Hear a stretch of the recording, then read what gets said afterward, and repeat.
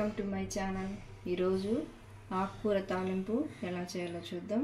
దానికి కావాల్సిన వస్తువులు: ఆకుకూర సన్నగా కడిగి సన్నగా తరిగి పెట్టుకున్న ఆకుకూర, తర్వాత ఒక ఉల్లిపాయ, ఒక చిన్న ఉల్లిపాయ, ఒక 6 తెల్లగడ్డలు, ఒక చిన్న పచ్చిమిరపకాయ సన్నగా కట్ చేసి పెట్టుకోవాలి, ఒక ఎండుమిర్చి, ఒక చిన్న కరివేపాకు రెమ్మ, తర్వాత కొద్దిగా 1 స్పూను కొబ్బరి పొడి.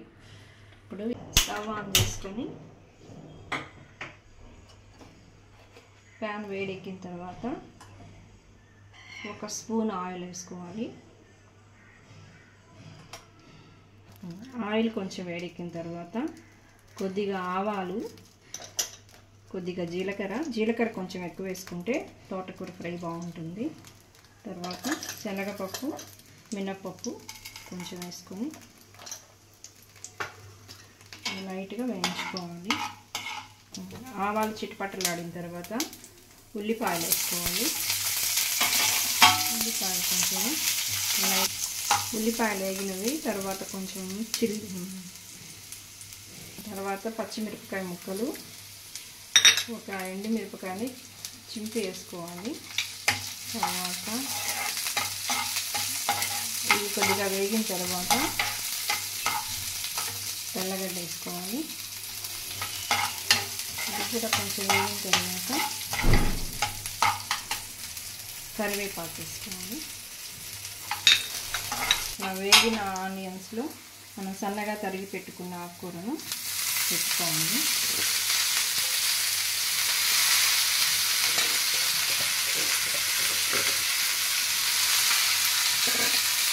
పెట్టుకొని దానిలో కొద్దిగా సాల్ట్ వేసుకొని, తర్వాత కొంచెం పసుపు వేసుకొని ఆకంతా బాగా కలుపుకోవాలి.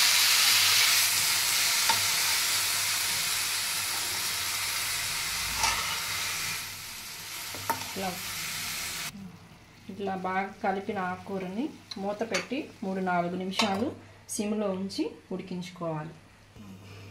మూత తీసుకొని ఇలా మగ్గిన ఆకుకూర ఫ్రైలో 1 స్పూన్ ఎండు కొబ్బరి పొడి వేసుకొని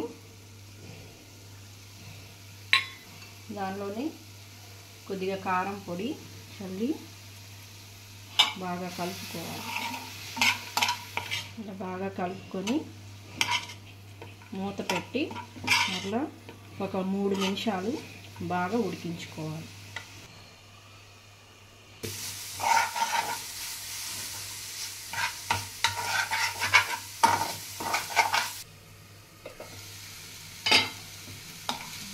తోటకూర ఫ్రై రెడీ అయిపోయింది.